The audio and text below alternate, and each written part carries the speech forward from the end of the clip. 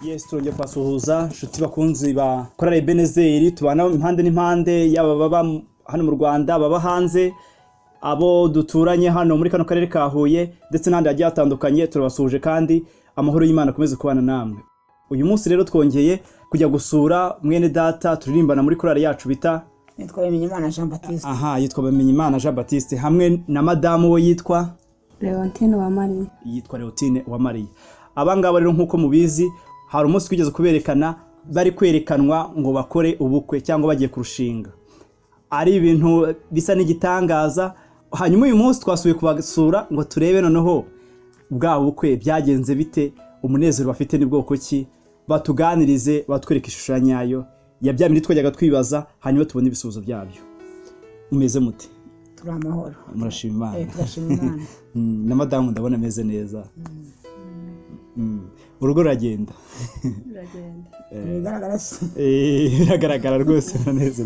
Hanyuma ubushize twari turi ku hari igihe mwerekamwe mu rusengero mugiye gukora ubukwe. Nyuma yabyo bimeze bite? Bagira ngo tubibwire n'abanyarwanda bandi babimenye. Nyuma yabyo bimeze bite? Turaho turashima Imana, turabana turamahoro. Nta kibazo. Jean Baptiste ni muntu ki? Jean Baptiste ndi umugabo w'igikwerere. Kuko ngize imyaka 51. Abantu bakuzi kuyahe mazina bakuzi ute? Banze ku izina rya Nyabenda kundi umwana wa 9. Nyabenda. Hanyuma ndagira ngo dusangize noneho no ku buzima bwawe. Ubuzima bwa Nyabenda ubundi mu mavuka ye, mu gukura kwe, ibyo bintu bidusangizeho. Navutse ndi umwana muzima nk'abandi bose. Ariko ngize imyaka 13 mitamugara. Nagenda gasa nakongera kugenda. Fashwe n'uburwayi bongera mu matako, mu birenge no mu mavi. Niteze ishinge za itagarotari icyo gihe kera. Mitamugara. Kuko nabona bashaka kujya kwa muganga ngo nivuze. Uko byagenze. Ubu burwayi se bwaje we? Kuko hari igihe kigeze kugira habaho indwara nka za mugiga zituma abantu bagira, hari ubwo bishobora kuba ari uburwayi wenda ari uburozi, ibintu nk'ibyo, cyangwa wenda ukabona baragiye kubona ukabona bije uko. Byarizanye neza mu mwaka 8 wa primaire. Bifata nice mu ishuri. Nta cumbagira kandi nagenda mbere nari muzima ngenda ndi muzima nta kibazo. Mbona biraje. Wisanga bije uko nguko. Ni urugendo rurerure ibyo ari byo byose. Hanyuma se muri ubwo buzima urumva nimba ari umwana uri kugenda ugeze mu mwaka wa 8, urumva byanze bikunze amashuri wari uyajyanye, urumva wari ugeze ahantu kuri ibyo ari byo byose. Hanyuma ubwo buzima wabashije kubaho gute? Bw'umwana usanzwe ugenda neza ukageraho ugahinduka uko nguko utabasha no gutambuka. Sinzi nimba abantu bari kukureba wenda barimo barabibona, ariko nzi ko ndakeka bigaragara ukageraho ubasha kuba utari kubasha no kugenda. Ubwo buzima wabashije kubamo gute? Byarangoye cyane kuko umwaka namugayemo no mama yapfuyemo. Ubwo nyine namugaye uburwayi burandya.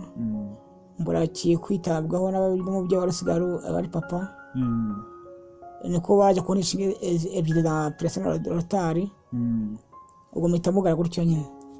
Zitaziguhuhura arizo. Birababaje ariko ibyo ari byo byose buri kintu cyose kibaho kubw'impamvu kandi Imana ibiza bayo.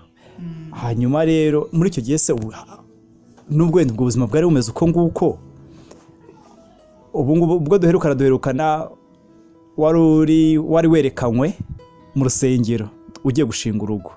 Ubundi mbere yose wari wigeze wagerageza ku bintu by'urukundo? Igihe cyanjye cya adolescence nari ndwaye cyane, ntabwo nize nkunda. Uko naribwaga cyane ntabwo nafite igihe cyo gukunda. Hanyuma muri ubwo buribwe nibwo ushobora kuba warinje no mu by'Imana. Ubwo rero ahubwo dusobanuriye muri ibyo by'Imana byagenze bite kugira ngo ufate decision, ufate umwanzuro wo kuvuga ngo ngiye mu by'umurimo w'Imana noneho niyegurira Imana? Nabonye nta bundi buryo nabona uretse ku Mana yonyine. Nibura kuyegurira mu byo kuri ndayegera. Gerageza gusenga Imana cyane. nayo iranyigaragariza ibana nanjye mu burwayi bwanjye irandinda kugeza umunsi wa none. Hanyuma se muri ubwo buzima urumva nk'iyo ibibazo nk'ibyo bibaye nubwo wenda kwivuza bishoboka ariko hari n'umuntu ugerageza kwirwanirira ngo arebe se wasanga ari ibirozi wasanga ari iki, waba warigeze wagerageza wenda mu bigendanye no masengesho kugira ngo bagusengere Imana igira ikintu yakora, cyangwa hari n'abajya mu bapfumu urebe ko hari icyo byagira ikintu bimara, izo nzira we ntazo wigeze wagerageza? Ntabwo nagiye kwa muganga ariko banganye mu Kinyarwanda kumvuzayo bagezeho biranga, ubwo ndamugana cyane birenze urugero kurusha mbere. Tuvuga tumaze kubivamo ntabwo yegurira Imana. Niyegurira Imana nibwo wageze mu murimo w'Imana. Hanyuma ubwo ugiye kuduhereza noneho muri makeya mu murimo w'Imana wisanze mute, wawinjiyemo ute na ryari noneho? Kwinjira mu murimo w'Imana, Imana yarasuye mu nzozi. Nacuza agatabi ry'ibikamba n'isegereti nanywaga n'inzoga. Irasura bwa mbere amwe ngo reka gucuruza itabi ureka no kunywa inzoga. Banza kubisha amazi ndabyanga ndabicuruza. Urakomeza bicuruza. Hashize undi munsi byari kwongera garuka ngo reka ngo sakuja gucuruza itabi no kunywa inzoga. Ubwo itinyerekana no hirya icupa nyabize nk'amafaranga y'amanote mbona yabaye impapuro. Noneho agenda karangisha cyane. Nibwo najya kwa mbona hirya mbona abantu bakoze uruzwa gutya ariko ari miririmba. Umva nkunda ko ari cyane mu by'ukuri cyo muri ryo yerekwa nagize. Bwarakeye tafata umwanzuro ko reka gucuruza itabi no kunywa inzoga nuko nakijijwe. Ubonje mu roho ari 95 muri 95 hashize iminsi. Uba winjiye mu murimo w'Imana uko nguko? Yego. Wagiye witubatizwa yinjira mu ntuze cyangwa 97 nibwo ninje mu nzu y'Imana. Icyo gihe nase n'abaprotesta baraza mu mafaranga 18 bayitanze. Ese nguramo ingobyi itwara abarwayi ngo n'igitabo cy'indirimbo. Ubwo nabwiye abantu bajya baza kuntwara bamaze mu ngobyi njya gusenga. Buri cyumweru akaza kuntwara mu ngobyi njya gusenga. Baba batabonetse akaboneka nka babiri bakantwara cyangwa batatu bakantwara kandi nkunda bikunze nuko ninjira mu nzu y'Imana cyane. Ni byiza cyane. Hanyuma se ibyo kujya mu murimo w'Imana byo byaje bite? Muri 2003 maze kubona igare ry'abafite ubumuga. Maze kuva mu ngobyi nabonye igare nyine ngenderamo. Numva nifuje kujya muri korali. Nibwo nabisabye ndandika baranyemera njyamo nuko byatangiye. Ubu winje muri korali? Muri korali nkuru. Ariyo Yebeneze. Winjiye mu ryari? Ubwo naho nga muri 2009 mu kwezi kwa 10 ku itariki 4. Ubu nawe wabaye umuntu w'umuririmbyi. Umunsi umwe tuzabasura muri no kuririmba. Kandi bikora mbikunze cyane. Umunsi umwe tuzabasura muri no kuririmba kugira ngo tuzakora n'ikiganiro muri kuririmba kugira ngo abantu banabone ukuntu ntabwo nabyo bikunze kandi bikorana Imana igukunda nayo muri uwo murimo mwiza ukora. Hanyuma rero ubwo kera kabaye ubuje mu rukundo. Twaderwa uri muntu uze bakwerekanye ubuje mu rukundo. Byo bije bite? Mbere yuko nekanwa byarangoye cyane gukunda. Byaramvunye ndanabirwara nyagamukana wiko na muntu urwara urukundo. Uko je narwaye ndabibona ruranzengereza. Nkakunda bakanyanga si rimwe si kabiri si gatatu ubwo n'inshuro nyinshi. Birumvikana nubwo bamwe batari babizi ko nkunda kugenda narakundaga kuko ndi muzima. Yego.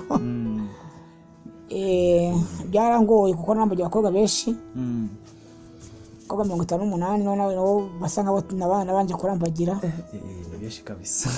Hari abo nanze hari abanyanze. Byose ni inzira cyamo ndende ko ikabije. Ariko 59 wari turi kumwe nguyu niko byemeye gukunda. Rero bimeze bite? Bimeze neza. No kuri ibintu bishimishije. Hanyuma urugendo rwanyu rwo no kugira ngo mukundane rwo byo byaje bite? Muri make tubwire muri make ndabizi ni birebire mbizi ibintu by'urukundo birebire. Nari maze kwiheba mu byo kureba ko bitakishobotse. Numva ngiye gutuza mu mwana gusa. Nararyamye ndaryama ndatekereza. Saa 9 yagira nkasenga Imana. Atangira nk'imyoza ngo ariko mwana we ngo nishyano. buri munsi uko nkangutse ngo Mana ngo nishyano icyo cyo nkakivugaho ariko se ngiye ngo Mana mu by'ukuri niba warabwiye ko nzabona umugore bingoye kandi bamwe utazankoza isoni na rimwe none ndakwinginze mbona umugore umufasha umwiriye kuko Imana yacu ni Imana yumva kandi yavuga ikanakora.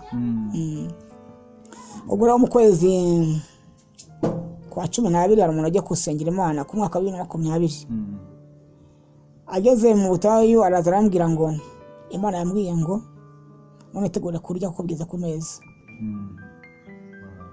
bigeze ku meza.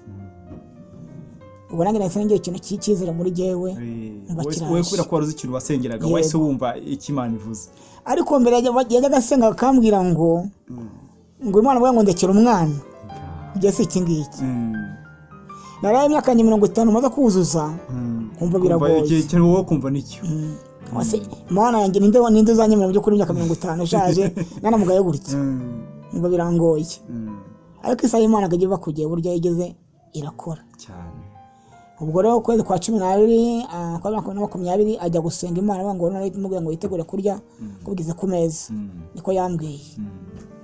Mu kwezi kwa mbere mu matariki hagati nibwo naje kumenya uyu mufasha wanjye ku mwaka wa 2021 urumva haje mu kwezi nakawase mu amatariki nagaruko kwezi nako kwezi kwari kuzuye tambona umufasha umwiriye ngoyo mu gihe kitatiza nka kurukundo nawe abyumva nkako kanya itanyemerera urumva kubera ko ari iby'Imana.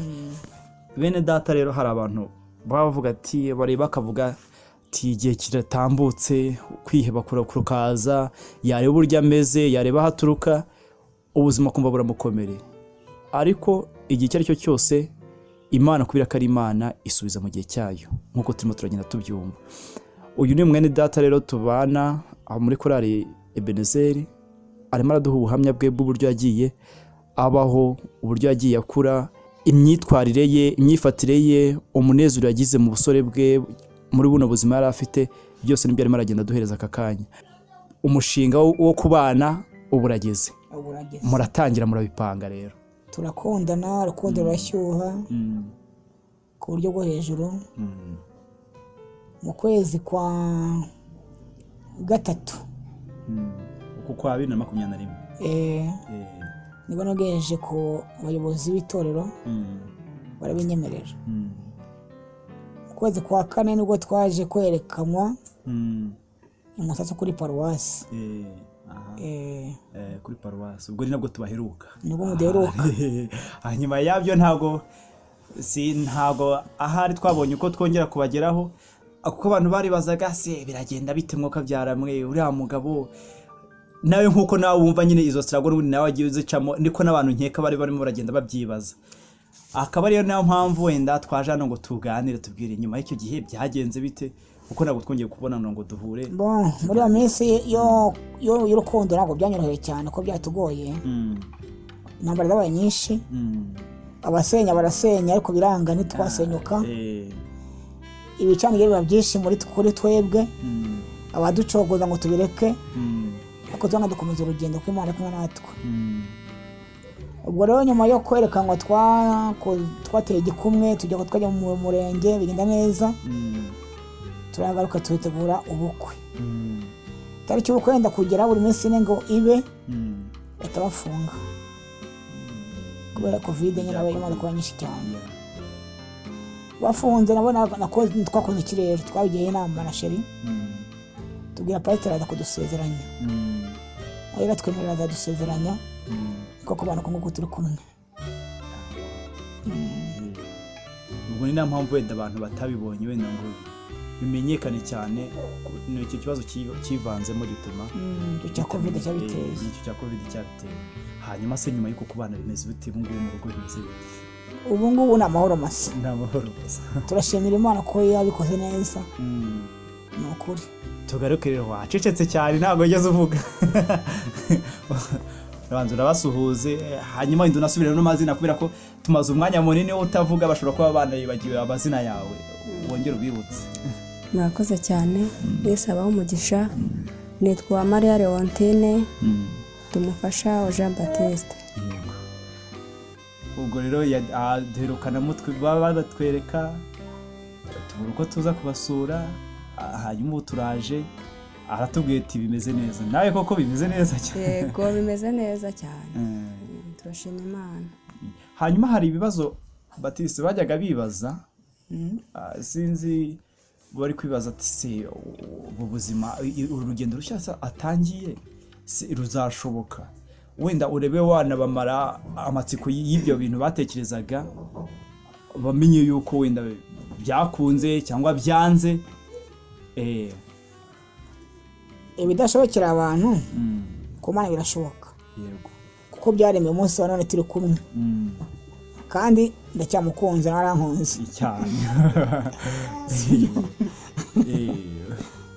ni ukuri nibyo kwishimirwa urumva ubwo buzima umuntu yabayemo ukageraho ukaba ushinze urugo ukaba ubayeho neza mu munezero twabasanganye mwinshi cyane umugore ukunze umugabo umugabo akunze umugore ni ibintu byo gushimira hanyuma hari abantu benshi bakunze kubura ibyiringiro hanyuma bakeneye yuko hari ijambo ryabahindura ariko bakagira n'ibimenyetso bibagaragariza ko Imana ikora kandi gihari rero urumwe mu rugero rwiza rwatuma abantu bahinduka cyangwa rwatuma abantu babona yuko Imana itagitirana bayo ni muri ubwo buryo twagira ngo utubwire muri makeya uburyo Imana wabonye yagiye igira ikintu ukora kuri wowe ugereranije n'ubwo buzima bwawe waciyemo n'ibyiringiro wari ufite ibyiringiro ufite aka kanya icyo watuma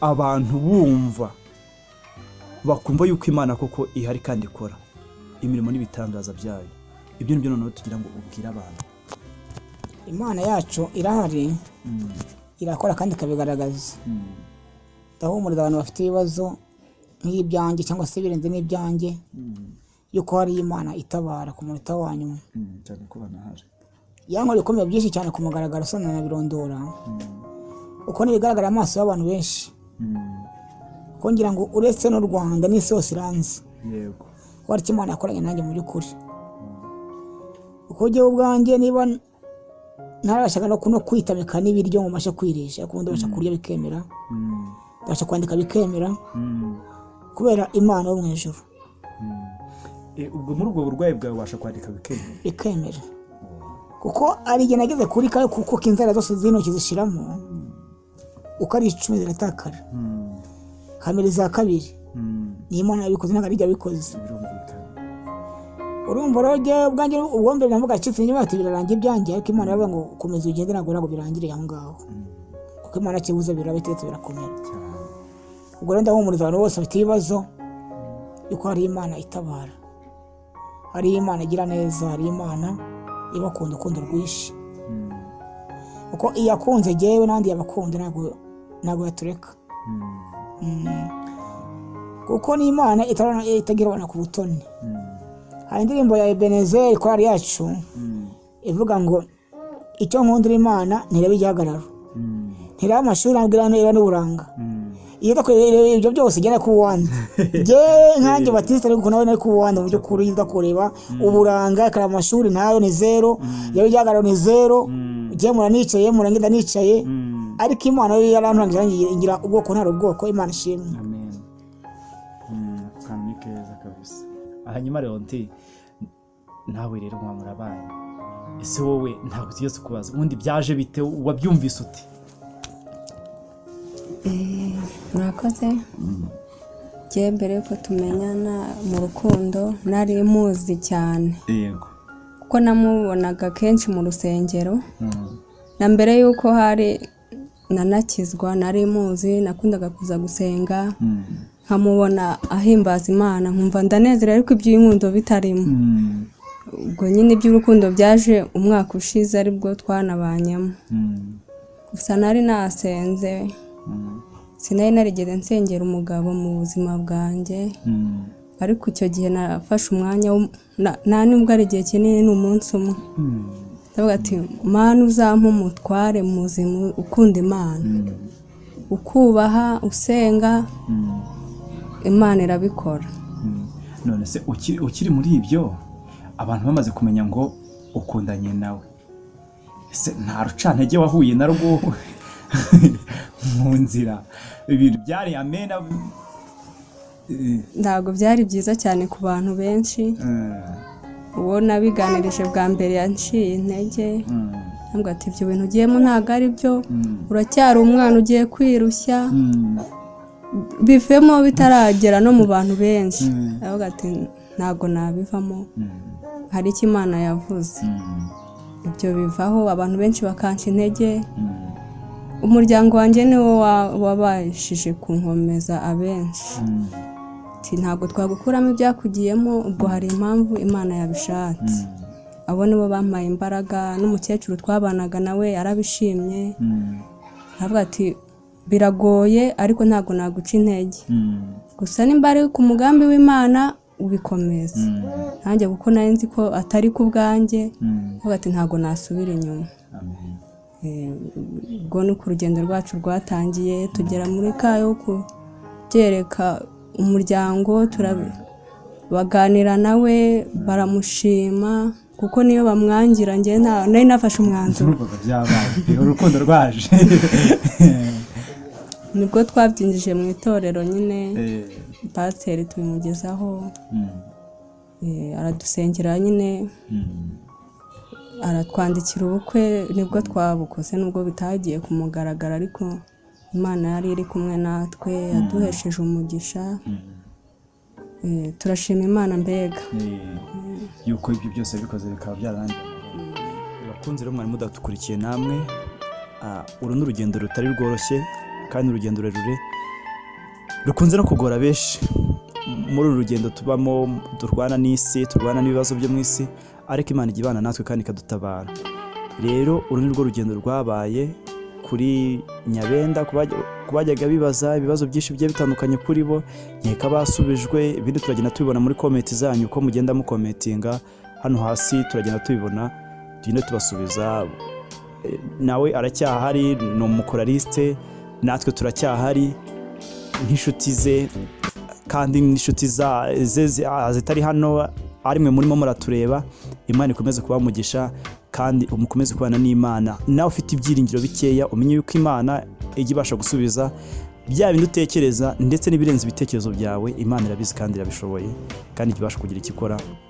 Ku bantu bifuza kuba bamuvugisha cyangwa bagira ibindi bamubaza wenda tutamubajije hano, twagira ngo tumusabe aduhe nimero ya telefone, hanyuma twashyize muri description no muri comment. Iyo comment ya mbere muri kubona ni ntuze nibyo, ni nimero yiwe, hanyuma reka anayibasomere kugira ngo muyumve. Okay, murakoze.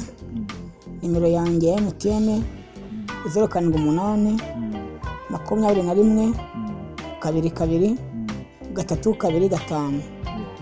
Tigo ni 072 58 36 209.